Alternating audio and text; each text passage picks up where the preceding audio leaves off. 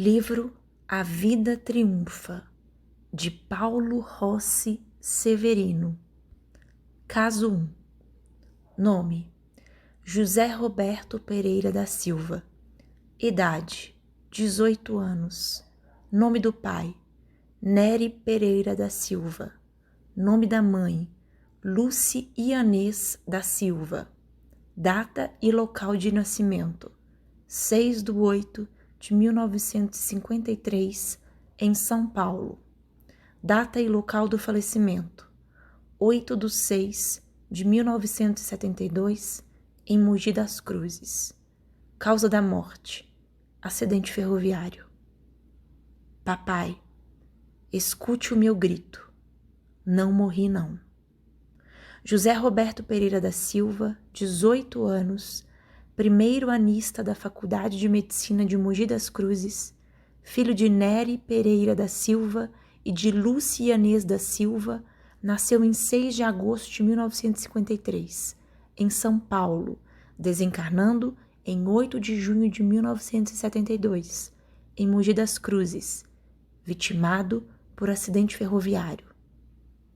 A dor, o desespero abateram-se sobre os corações de seus pais naquela manhã trágica. O Beto não estava mais ali. Por quê? Tantos outros haviam sido poupados na dolorosa tragédia. Por Pia Beto não sobrevivera, desde então o relógio parou, o senhor Nery buscava apenas a laje fria do cemitério e Dona Lucy carregava no peito a esquife dos sonhos mortos. 1973, Uberaba, Minas Gerais. O casal procura Chico Xavier em reunião pública normal. Nada disseram. O médium nada sabia de suas vidas. E Beto voltou. Voltou através das mãos abnegadas do Chico Xavier. A mensagem: querida mamãe, peço a sua bênção comigo. Dizer o que sinto agora, querida mamãe, é impossível. Quem conseguirá descrever o que se sente entre duas vidas?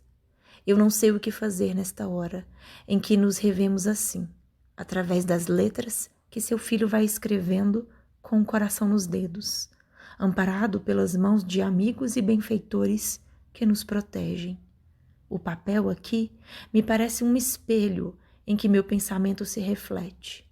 Entretanto, mãezinha, o papel não retrata as lágrimas de alegria e gratidão que elevo a Jesus agradecendo estes minutos de escrita. Receba, porém, todos os melhores sentimentos de seu filho nestas frases que vou transmitindo às páginas, sem cogitar de saber com exatidão como vou registrando o que sinto. Não chore mais, mãezinha, e peça ao querido papai que me auxilie com a fortaleza que ele vai reconstruindo pouco a pouco. Desde aquela manhã final de 8 de junho, a saudade ficou mesmo entre nós, mas o amor cresceu e cresce cada vez mais. E é no amor que vivemos, porque o amor é a presença de Deus. Ajudem-me, não lastimem a partida inesperada do filho que desejaria ter ficado. Entretanto, a lei de Deus sabe mais que os nossos desejos. Se pudesse, teria permanecido sempre, até que pudéssemos avançar todos juntos no tempo, sem separação e sem morte. Não creiam que o sofrimento do adeus não está igualmente aqui. Estamos vivos e quase felizes. Mas é preciso lembrar que esse quase é a lâmina que a saudade significa em nosso coração firme na fé. Estamos contentes e renovados, mas a despedida dói. Mais porque o pranto dos que amamos é a chuva de aflição sobre nós. Lembro, mãezinha querida, o papai trabalhando para entesourar os recursos diante do futuro. Lembro-me que ele me pedia para dar toda a atenção aos estudos, enquanto sonhava com um hospital em que a medicina me aguardava para cumprir encargos de amor ao pé dos doentes. Rogo a ele que não desanime, nem se canse. Além de nossa querida Sandra, temos outros corações para auxiliar. os companheiros que ficaram, que lutam, que estudam e que esperam dias melhores na manhã da vida, contam igualmente conosco. Rogo ao papai para não esmorecer, porque precisamos continuar para valorizar o tempo e os recursos que o alto nos concedeu. Tenho sofrido bastante com as inquietações dos familiares queridos. Não fosse isso, mãezinha, e tudo estaria melhor. Não pensem, mas não pensem mesmo em mim à maneira de alguém que fosse esmagado pelo acidente. O que se perdeu foi um retrato que um dia, em verdade, deveria desaparecer. Eu mesmo estou forte, reanimado, a pedir-lhes para que vivam e lutem pelo bem de todos nós. Papai, escute o meu grito. Não morri, não. Trabalhe, meu pai, guarde o seu ânimo de homem de bem. Não queira morrer para reencontrar-me, porque eu prossigo vivendo para reencontrá-lo, a cada dia mais encorajado para a luta em favor do bem. Não me procure chorando e clamando por mim, no recanto da terra onde meu retrato ficou arquivado. Agradeço o seu carinho, meu querido pai, suas preces e suas manifestações de amor, e peço a Deus que lhe recompense a abnegação, mas não procure por teu filho a pedir com tanta dor para que a nossa dor necessária não exista. O tempo, com a bênção de Deus, nos ajudará. Rogo-lhe viver criando felicidade e progresso para nós todos. O trem de Mogi, no dia 8 de junho do ano passado, não trouxe para cá os rapazes todos. O Senhor queria que eu ficasse aí para realizar os seus ideais. No entanto, eu não estou morto, meu pai. Estou vivo e trabalharei com as suas mãos. Recordo as palavras, lembrando os dias de minha infância. Você queria seu filho num hospital para atender as crianças necessitadas e satisfazer as necessidades dos enfermos sem maiores recursos. E quem diz que não vou servir? Agora conheço mais profundamente a nossa gruta de Maquiné, das conversações e até o padre João de Santo Antônio, que nossa família sempre honrou com abençoada devoção. Veio me ver e abraçar em nome do carinho dos antepassados, aqueles mesmos, papai, que puseram no seu peito de missionário do bem o coração generoso que o Senhor traz na alma. Vovô Ianês me acolheu, logo que me vi necessitado de apoio. Digo assim porque, depois de cair, como se houvesse sorvido mu tranquilizante violento para dormir, apenas dormi pesadamente. Sonhava e me via no vagão, brincando com os amigos e comentando as alegrias que projetávamos para as férias próximas. Como que prosseguia a dormir, na viagem que parecia não terminar, até que minhas impressões se transformaram num pesadelo, do qual acordei num leito de tranquila enfermaria, com uma faixa a me resguardar a cabeça. Despertei sentindo dor e imaginei que fora acidentado, sem a certeza disso. Remédios vieram de mãos amigas e dormi de novo, para depois acordar com mais calma. Entretanto, aí fora nossa casa a se revelar por dentro de mim. O Senhor e mamãe chorando e clamando, sem que eu nada pudesse responder. Parentes nossos vieram de modo surpreendente em nosso favor e vou indo pouco a pouco retomando a vida. O que sucedeu realmente ainda não sei com detalhes. Estou à afeição de alguém que houvesse sofrido longo processo de anestesia, sem memória muito segura para recordar minudências. Mas vovô Ianês e vovô Leite, irmãs de caridade cristã, nesse foram e são amigas da minha avó desde os dias da devoção a Santo Antônio. Me auxiliam com carinho e bênção, dando-me novas forças.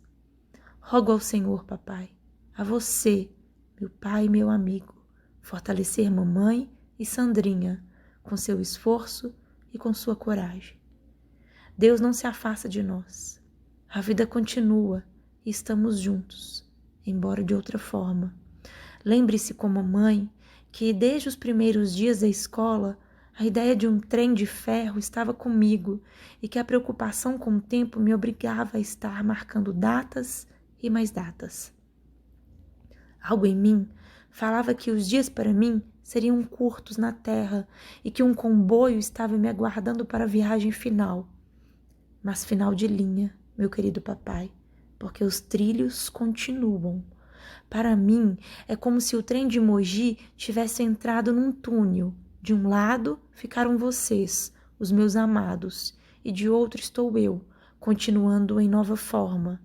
Peço-lhes, mais uma vez, que me ajudem. A saudade deve ler para nós uma prece de esperança. E com essa prece, trabalhando no bem aos nossos irmãos do caminho, seguimos para a luz do reencontro. Mãezinha, não chore mais. Ampara-me com sua fé. Rogo aos meus queridos avós que me auxiliaram. Ano passado foi terrível para mim o 6 de agosto. Se puderem, no próximo aniversário, façam uma festa de nossa comunhão espiritual, ofertando um bolo às crianças reunidas em lar de Jesus, sem o lar terrestre que não puderam ter. Estarei com vocês e vamos encontrar muita alegria. Não deixem que a nossa casa se transforme em recanto de sombras e lágrimas. A vida é tesouro de Deus e todos estamos ricos de trabalho e esperança, fé e conhecimento. Agora é ponto final que me pedem. Não posso escrever mais. Minhas forças não estão muito seguras. Estou como quem cumpriu uma prova difícil, a de escrever, quase sem possibilidades para isso. Querido papai, querida mãezinha, querida Sandrinha, meus queridos avós e meus companheiros queridos. Aqui, com toda a minha confiança, aquele abraço do coração reconhecido. Beto. Esta carta é uma autêntica evidência da sobrevivência do espírito após a morte física e da possibilidade de comunicação entre os chamados mortos e vivos. Os dados fornecidos pelo senhor Neri Pereira da Silva e Dona Lucy, sua esposa, dão testemunho da autenticidade desta carta, pois, segundo o senhor Neri, se não fosse essa mensagem, eles já estariam no hospício. A mensagem foi recebida em 1973, em Uberaba, Minas Gerais, pelo médium Francisco Cândido Xavier, em reunião pública do Grupo Espírita da Prece. Esclarecimentos. 1. Sandra é irmã de Beto. 2. Desde que o filho era pequeno, o senhor Neri aconselhava-o a ser médico e, assim, poder se dedicar aos enfermos sem recursos. Fato que é lembrado na carta com a promessa do cumprimento da dívida com o trabalho no mundo espiritual. 3. Quando Beto era pequeno, seu pai levou-o a visitar a Gruta de Maquiné, terra de seus avós maternos. 4. Padre João de Santo Antônio é falecido há 50 anos. Somente Dona Otília, mãe de Dona Lucy, conhecia o clérigo. 5 e 6. Vovô Ianês e vovô Leite são os bisavós desencarnados. 7. Desde pequeno, Beto tinha manias de trem de ferro e todos os objetos da casa levam o seu apelido e a data respectiva. 8. 6 de agosto de 1953, data do nascimento de José Roberto. 9. Assinatura autêntica do carinhoso apelido de José Roberto Pereira da Silva. Vida ceifada aos 18 anos pelo comboio de Mogi. O final de linha chegara para o nosso querido Beto, mas os trilhos continuam.